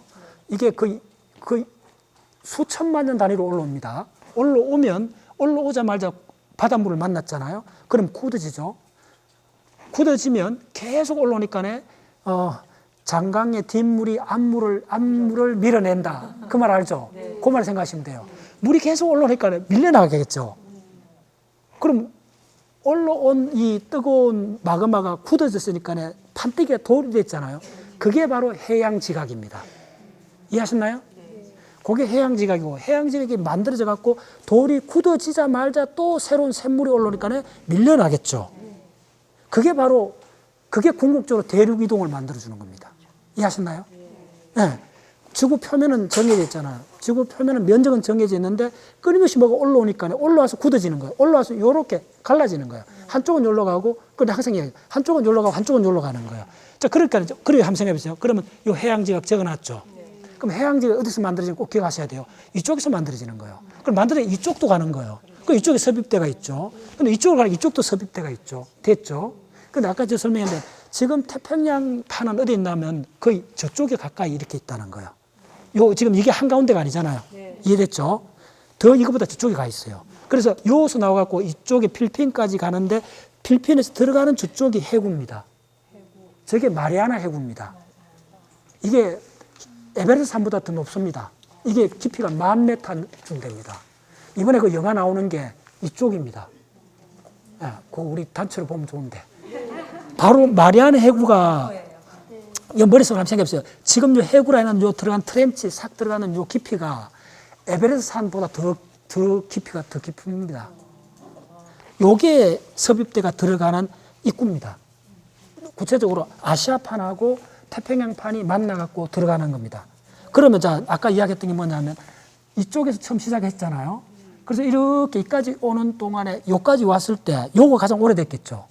이제 그 이해했죠. 그래서 요 마리아나 해구 부근을 드릴링하면 암석의 연대를 재보면 그게 트라이 아이스기가 나와요. 그 2억 3천만 년, 2억 년 넘어가요. 그 다음 요쯤 드릴링을 해보면 주라기가 나와요. 이쯤 해보면 백아기가 나와요. 이제 이해하셨죠? 그 제일 중요한 개념이에요. 교과서에 나옵니다, 그게. 제가 한 15년 전에 그 그림을 보고 개념을 확 잡았어요. 네. 반대쪽은 일로 가죠. 됐죠? 네. 그까지 이야기했고. 자, 그러면 이제 여러분들 이 그림 금방 이해할 거예요. 무슨 말이냐면, 이쪽에서 이 해양 지각 판때기가 이렇게 움직이고 계속 움직이는 상태에서 이 열점은 고정되어 있습니다. 자, 이거 한번 보세요. 이렇게 계속 고정되어 올라오는데 야가 움직여요. 자, 그럼 이렇게 돼요. 여기서 나왔죠? 섬 하나 생겼죠? 또 움직이잖아요? 그러면 나는 항상 여기서 나오니까네. 이해됐나요? 요거 이해하셨나요? 네, 지금 저들 다 이해하세요.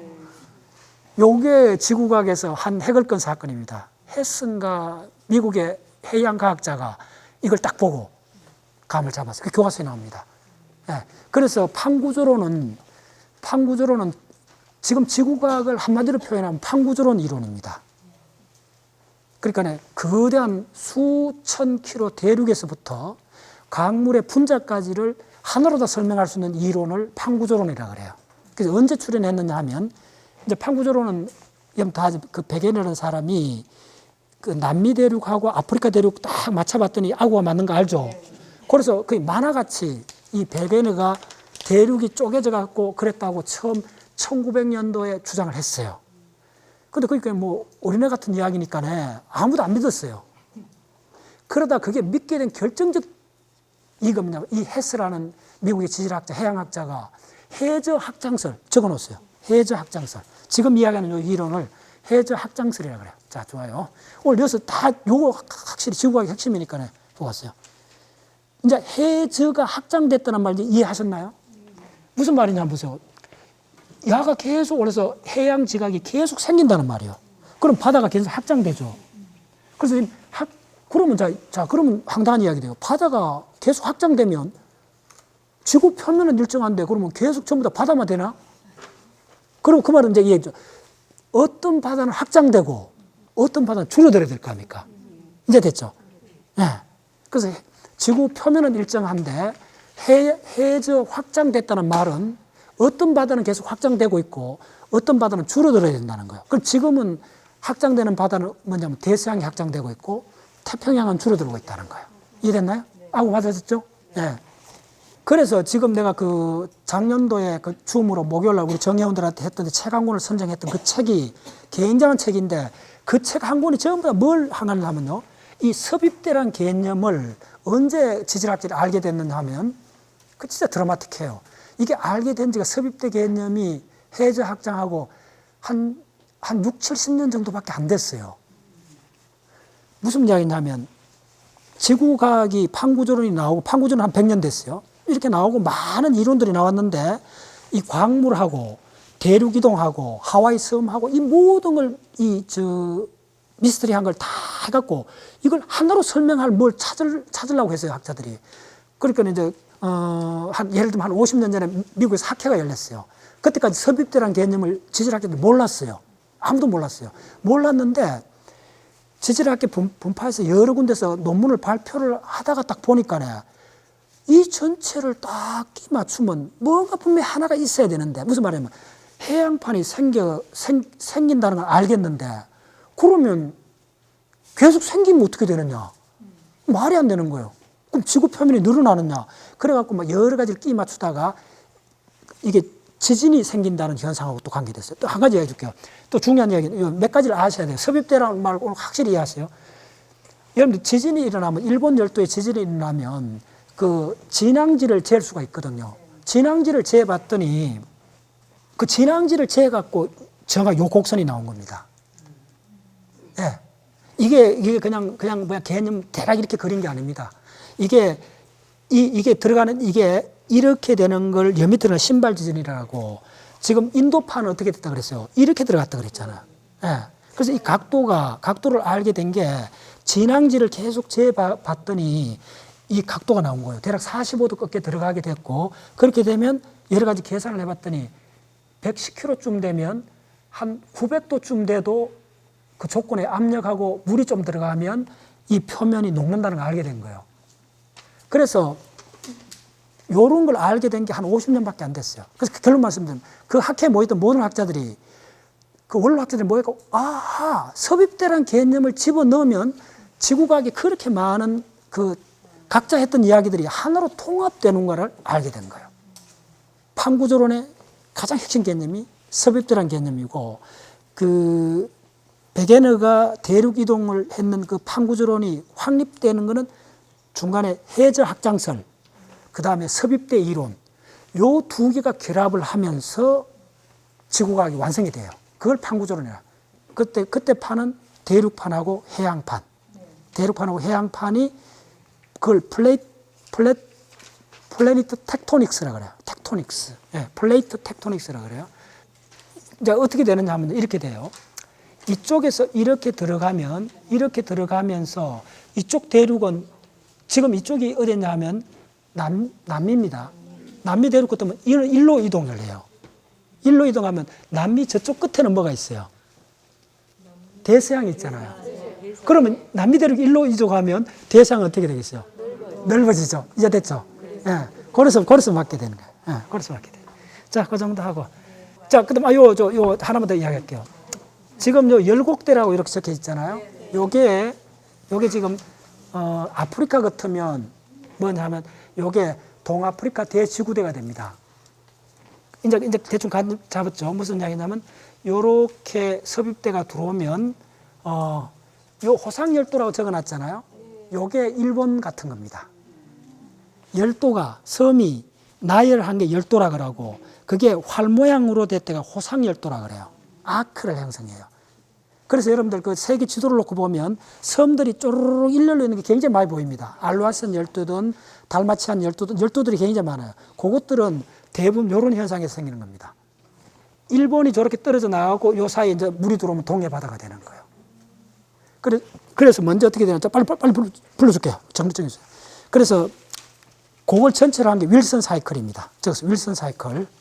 윌슨 사이클이 뭐냐면 바다와 대륙이 어떻게 만들어지는가 사이클인데 대략 한 6억 년 주기를 갖고 이동하는데 처음에는 뭐라 그러냐 하면 그 유연기가 바로 열곡대입니다. 됐죠? 열곡대.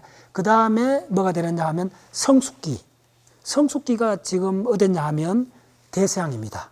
계속 커지고. 그 다음에 쇠퇴기에 해당되는 게 태평양입니다. 그 다음에 그 봉합기에 들어가는 게 지금 인도판하고 충돌했잖아요. 봉합됐잖아요. 충돌하고 봉합에 올라가는 거예요. 그러니까 열곡대성 유연기, 성숙기, 그 다음에 뭐 완결기, 봉합기 이렇게 해서 그 사이클이 있습니다. 저 책에 다 그려놨어요. 그래서 윌슨 사이클이 진짜 일반인들 굉장히 중요해요. 그래서 지구 표면은 일정한데 대륙과 해양판하고 대륙판이 거의 40억 년 동안 끊임없이 이렇게 순환을 했다는 거예요. 그래서 빨리 할게요. 대륙판의 순환은 억년 단위. 그 다음에 해류의 순환은 그러니까 천년 단위. 그 다음에 계절의 순환, 1년 단위. 이런 게, 그게 뭐 너무 뻔한 이야기 왜 하느냐 하지만 우리 지구만 그렇다는 거예요. 닐 암스트롱이 달에 발자국 찍어놨잖아요. 그 발자국은 앞으로 1억 년 후에도 그대로 찍혀 있습니다. 예, 그걸 이해하는 게 굉장히 중요해요. 그래서 지구가 생명을 만들어낸 이유는 뭐냐면 생명이라는 게 사이클이 굉장히 빠르잖아요. 그러면 지구 자체의 환경이 이렇게 빨라져야 되는데 그 환경의 가장 밑바닥에 있는 게 뭐냐면 대륙이 해양판하고 대륙판이 이동한다. 여기에서 모든 강물이 만들어지고 모든 게 그 다음에 생겨났다는 거예요. 그래서 판구조론이 지구과학의 대명사입니다. 그 정도로 중요합니다.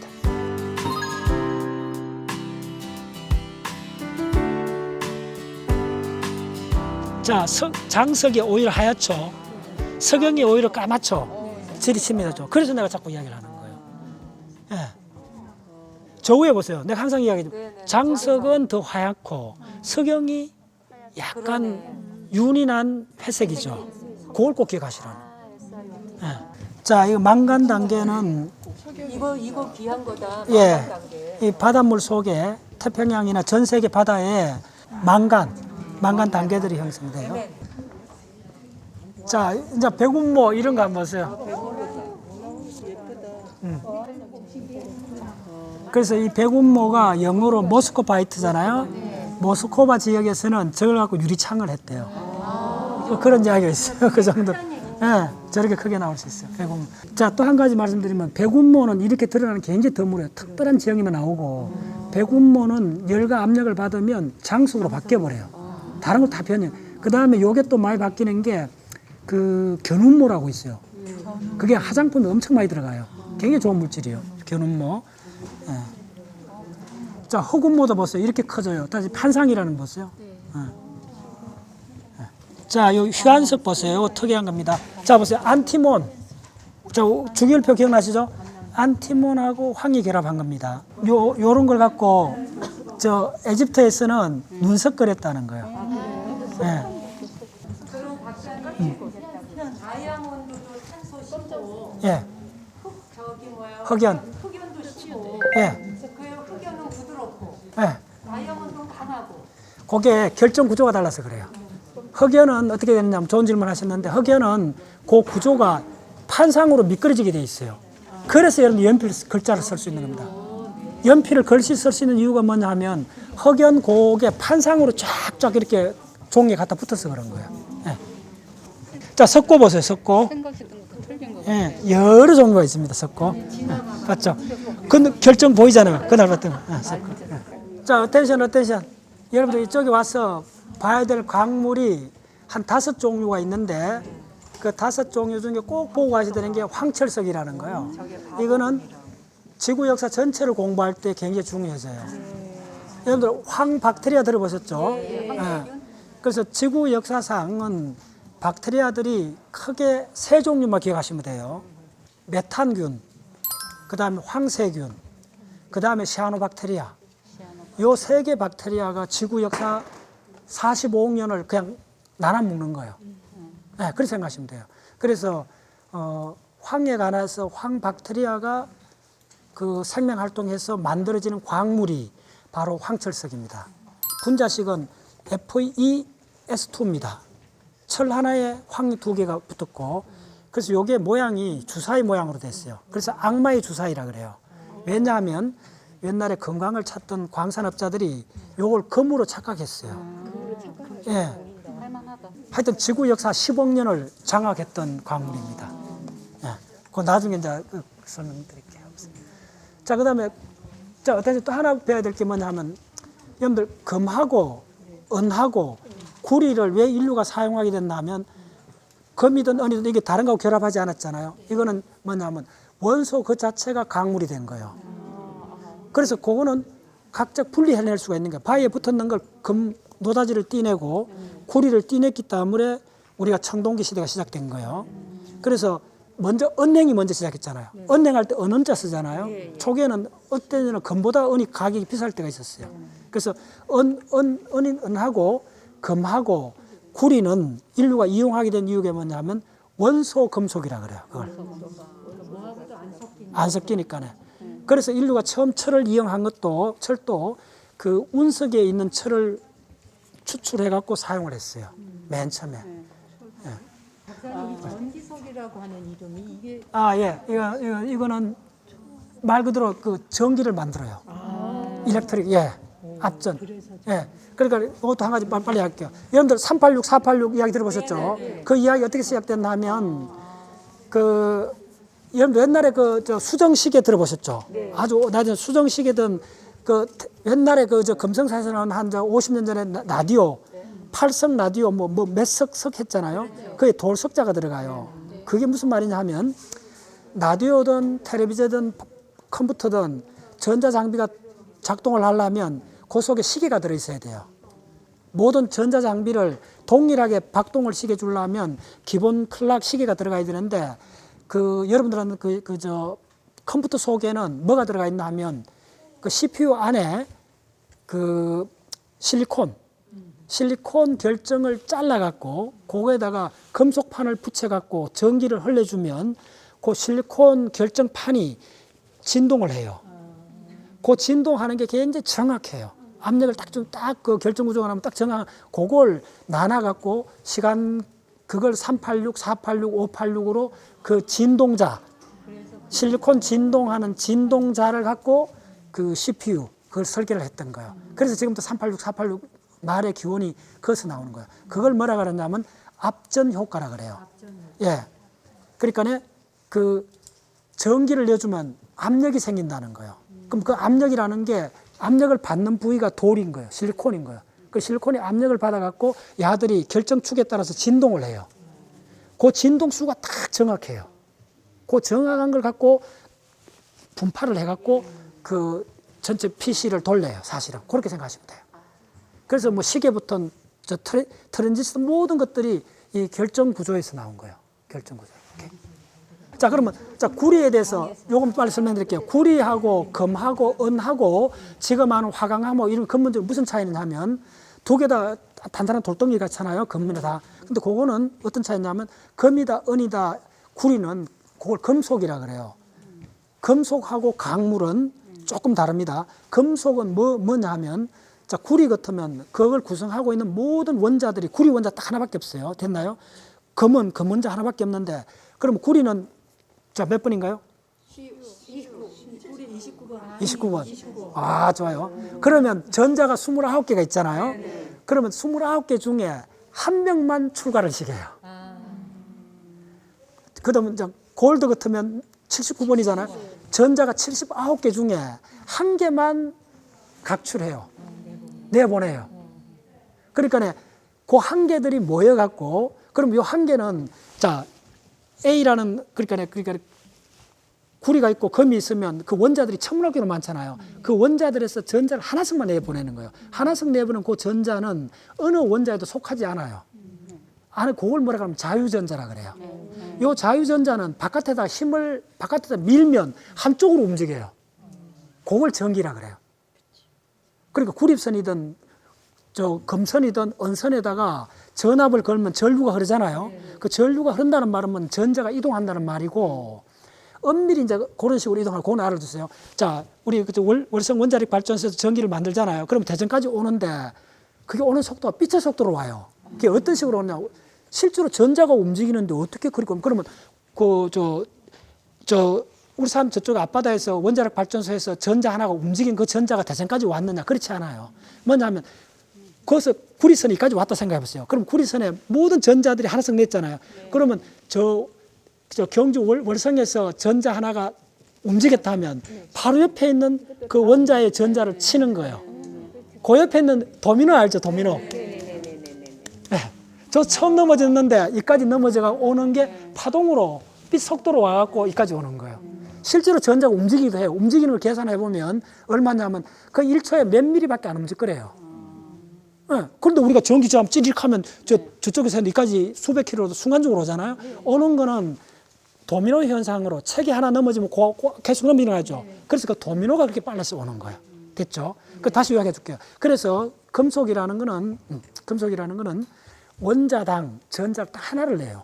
그럼 이 원자는 자, 여기 원자가 있고 여기 구리 원자, 여기 구리 원자였다면 각각 하나씩 내기 때문에 야는 이쪽에도 안 속하고 이쪽에도 안 속해요. 그럼 야는 강물처럼 흘러가요. 흘러가는 이 전자들이 빛이 오면 야들이 반사를 시켜요. 그래서 금속은 광택이 나는 겁니다. 오케이, 또 이해했죠? 금속은 빛이 오면 빛을 반사시켜요.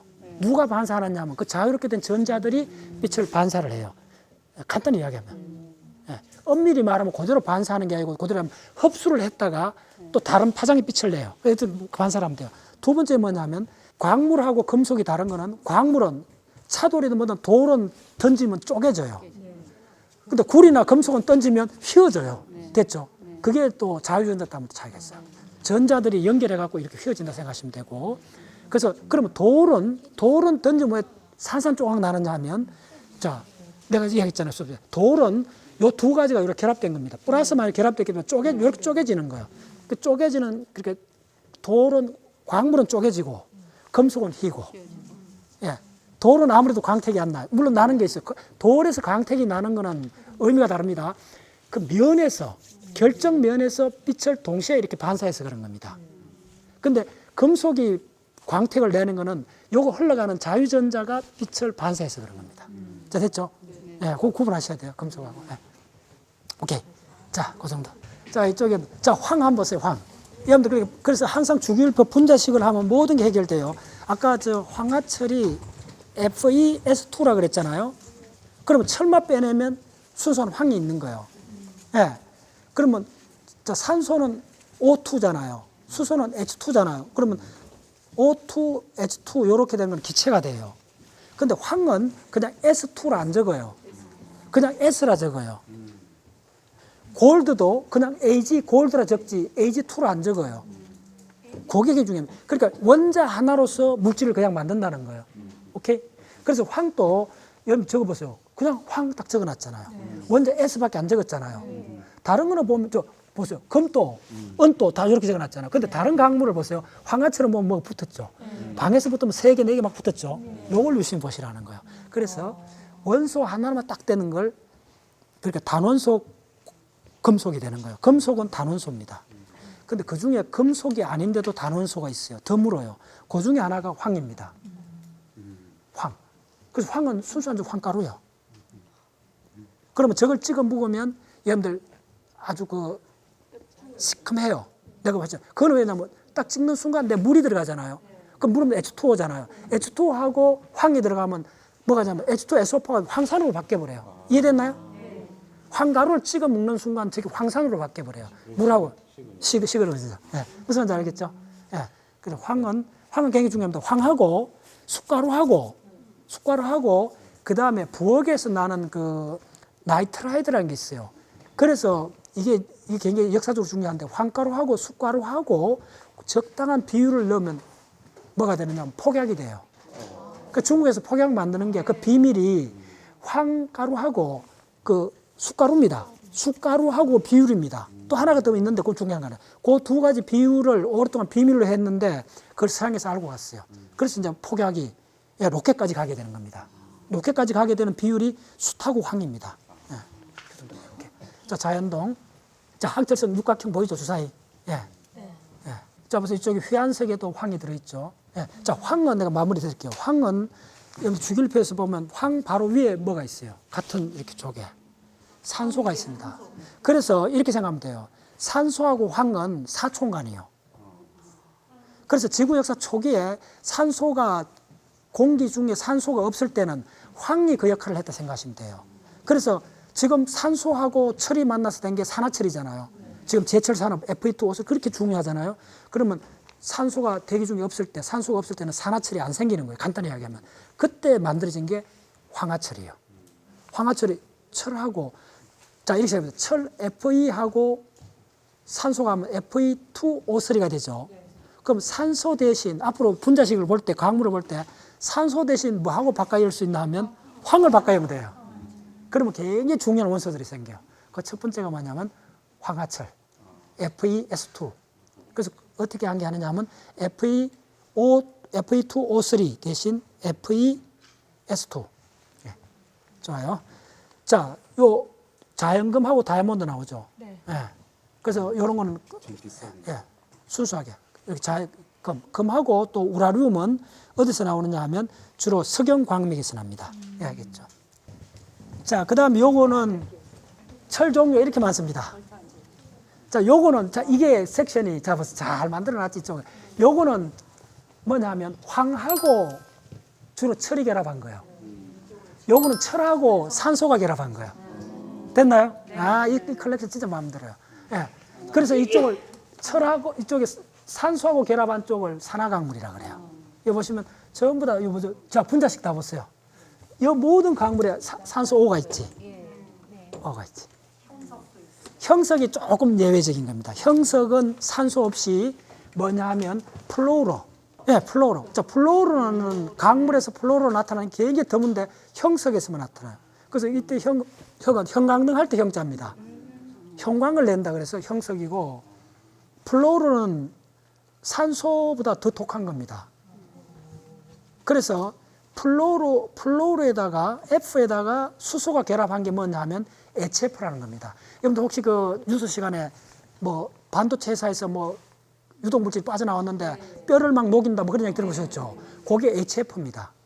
그때 F가 수소하고 H하고 플로로가 결합한 겁니다. 이게 산 중에 우리가 산 중 위산이 강하다 그러잖아요. 염산, 위산, 항산인데 그보다 훨씬 강한 산이 뭐냐면 HF입니다. 그래서 이 HF가 왜 중요하냐 하면 유리를 녹일 수 있는 유일한 산입니다. 오마이사에서.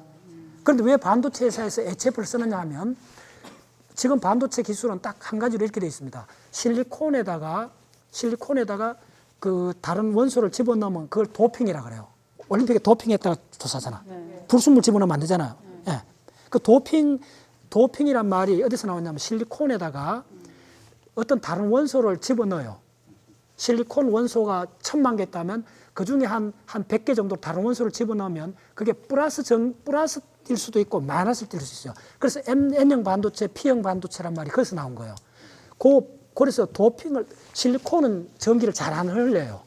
도핑을 해야만이 전기가 흘러요. 그러면 여러분들 아는 트랜지스터 모든 AI 기기는 뭐냐면 반도체 기기는 전기를 흘러가는 길하고 전기가 흐르지 않는 길을 만들어내면 돼요. 그래야 어떤 패턴이 나오는 거예요. 모든 게 흘러가면 안 되잖아요. 그래서 전기를 안 흐르는 쪽에는 뭐가 되느냐 하면 그 실리콘 위에다 유리를 깔아버려요. 그럼 유리는 뭐냐면 SiO2잖아요. 따라서 Si가 실리콘이잖아요. 실리콘이 왜 지금 인류가 이런 인공지능까지 반도체를 만들었냐 하면 실리콘이라는 이 원소가 산소하고 결합을 그렇게 잘하는 거예요. 그래서 SiO2가 나오는 거예요. 근데 SiO2는 완벽한 절연체예요. 전기가 안 흘러요. 그러면 우리가 굉장히 복잡한 D램 설계도를 보면 전기가 흐르는 선, 안 흐르는 선, 그게 구별이 돼요. 흐르는 부분, 안 흐르는 부분 만들어주는 거예요. 그러면 그걸 만드는 게, 제가 그걸 20년 했습니다. 그래서 실리콘에다가 SiO2가 딱 입혀지고, 거기다가 SiO2를 걷어내면 그걸로 전기가 흘러요. SiO2가 있으면 안 흘러요. 그래서 인류가 이런 인공지능까지 만드는 근본 원리가 실리콘이라는 이 원소가 산소하고 결합을 그렇게 잘하는 거예요. 그래서 생긴 이 자연의 선물입니다. 네, SiO2가. 그래서 여러분들이 이제 공부를 조금 해보면 주기율표만 완전히 숙달하고 나면 자연물은 거의 다 이해를 할 수가 있어요. 하나도 안 했습니다. 그래서 결론적으로 무슨 이야기냐 하면 그 안에 시계도 만들어진 게 그 실리콘에다 전기를 흘렸더니 실리콘이 진동을 하는 거. 그 다음 실리콘에 전기를 흐를 거냐 안 흐를 거냐. 그래서 흐르는 그 전기 구성이 전자로 되어 있잖아요. 그래서 전자를 담는 그릇을 설계를 하는 겁니다. 그래서 전자를 담는 그릇을 트랜지스터라고 그래요. 들어보셨나요? 그 트랜지스터를 실리콘에다가 그러니까 가로 세로 1mm에 1000만 개를 집어넣을 수 있는 기술이 그게 바로 지금 AI입니다. 그겁니다. 네. 그러면 실리콘에다가 그 전자를 하나 내가 전자를 가는 길을 가고 뭔가하고 만들려면 절연체가 있고 가는 길이 있고 그걸 아주 하는데 그게 삼성전자에서 이 설계를 이걸 한 층을 5개 층을 합니다. 다단으로. 그래서 그 전기가 흐르는 선폭이 그러니까 그게 지금 5나노메타 이렇게 됩니다. 50온고스트로 이렇게 됩니다. 50온고스트는 것도 원자 한 100개 정도.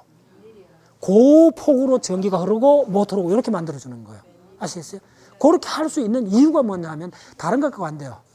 그렇게 할 수 있는 게 바로 실리콘이라는 물질하고 산소가 만났을 때 된 그게 바로 SiO2인데 그 SiO2가 유리고 돌이고 멘털이고 지구고 다 그래요. 네. 그래서 철이 지구가 생겼을 때 철은 대부분 99% 지구 속으로 들어갔어요. 그럼 지구 표면에 철이 남아있으려면 혼자 철로 가는 잘 어렵고 뭐냐 하면 산소하고 결합해버려요. 그래서 이렇게 생각하면 돼요. 산소가 왜 중요하냐. 생명 현상에 중요한 게 아니고 지구 전체에서 바다가 생기려면 수소하고 산소가 결합해가 물이 됐잖아요. 그 다음에 실리콘하고 산소가 결합해갖고 대륙이 된 거예요. 돌이 된 거예요. 네. 그래서 그것만 알면 돼요. 산소하고 결합했다. 네. 자, 그 정도 합시다. 이거 보시면 장미꽃처럼 보이죠? 네. 그래서 이게 사막의 장미라고 합니다. 네. 그래서 이 신문 기사에도 막 그리 적어놨길래 내가 기자한테 메일 보냈는데 그게 이게 무슨 사막에 이게 우리나라 사람이 알게 된 겁니다. 주로. 사우디 가서 우리나라 사람들이 건설 많이 했잖아요. 그래서 막 험악한 환경에서 하다 보니까 땅을 조금만 파면 사막 파면 이게 막 나오는 거예요. 꼭 장미처럼. 그래서 그 사우디에 세우는 건물, 현대 건설에 세우는 거대한 박물관도 이 모형입니다. 이게 석고입니다. 자, 석고가 왜 사막에서 나타나는 게 굉장히 중요합니다. 이 석고는 물을 만나면 녹아버립니다. 그래서 사막 지방에 있습니다. 제가 저 칠레 저쪽에 가서 그 EBS 방송했을 때 거기에 석고가 나옵니다. 석고를 내가 보여줬잖아요. 그 방송을 보면 석고 이만큼 했는데 페트병 물 한번 모여가고 이렇게 해버리면 그냥 죽이 돼버려요. 비가 많이 온 데는 다 흘러내려요. 사라져버려요. 근데 사막 지방에는 비가 거의 안 오니까 모래 속에 이게 박혀 있는 거예요. 전 지구적입니다. 그래서 뉴멕시코에 있는 200km 사막이 이거 가루입니다. 석고가루입니다. 석회석하고 틀린 틀리지? 틀리지. 자, 석고는 그 CaSO4입니다. 그러니까 CaSO4는, 자, 석고 만들어 보세요. 자, Ca가 들어갔죠. 석회하면 이산화탄소와 관계되는데 이거는 H2SO4, 황산이잖아요. 황산에서 양성자 2개 빼내고 거기다가 칼슘 붙이면 돼요. 탄산에다가 이산화탄소 2개 빼고 칼슘 붙으면 석회암이 되고, 황산에다가 이산화탄소 2개 빼고 수소 2개 빼고 칼슘 붙이면 돼요. 그러니까 무조건 칼슘 붙이면 돼요. 네. 그 칼슘이 진짜 대단해요. 공부를 하면 할수록 그 브레인 공부하면 마지막도 칼슘이에요. 우리가 늙고 죽는 것도 칼슘을 조절 못해서 죽는 거예요. 그래서 그게 뭐냐면 태고의, 자, 이거 마무리 드릴게요. 태고의 바다에서 세포 안하고 바깥의 농도가 거의 10,000배 이상 차이 나는 원소가 칼슘입니다. 나트륨에 이런 거는 100배 정도 차이밖에 안 나는데 칼슘은 세포 안에는 거의 없어요. 세포 바깥의 바닷물에는 칼슘이 무지하게 많아요. 10만 배 정도 차이가 나요. 그러면 극단적으로 차이 나는 걸 들어오면 어떤 현상이 클리어컷이 나타난다는 거예요. 무슨 말인지 알겠죠? 하나는 농도가 무지하게 크고 하나는 농도가 적을 때 그걸 딱 받아갖고 우리 세포 속에 석회 칼슘을 받아들여갖고 조절을 못하면 안 돼요. 조절을 못하는 순간 뭐가 된다면 석회암이 돼버려요. 세포 속에 돌이 돼버려요. 이해하셨어요? 그래서 세포 속에 돌이 안 되기 위해 갖고 그럼 왜 칼슘을 쓰느냐? 칼슘을 쓰는 이유는 뭐냐 하면 세포 바깥하고 안의 농도가 극명하게 차이 나기 때문에 이걸 이용하면 우리가 세포 속에 단백질 공부를 해보면 모든 세컨드 메신저 2차, 3차 신호 전달이 일어나야 되는데 그 모든 신호 전달을 트리거 해주는 게 칼슘입니다. 그래서 그 칼슘을 제어 못하면 세포가 죽게 돼요. 그래서 칼슘을 제어 못하고 가는 과정이 알츠하이머 치매입니다. 그대로 연결되어 있습니다. 네, 오케이. 그래서 인회석에도 칼슘 들어가요. 그렇죠. 인회석. 예, 인해성에서 칼슘 돼. 그렇죠. 회가 칼슘이니까. 칼슘. 그 횟가루, 조개 껍질, 달걀 껍질, 모든 껍질, 귤 껍질. 예, 지금은 우리 인간의 집, 콘크리트 기둥, 그 전부 다 석회암입니다. 됐나요? 그러니까 원리는 같아요. 귤 껍질, 산호 껍질이 드디어 우리 호모사피엔스의 껍질이 된 거예요. 같은 이야기. 자, 오케이.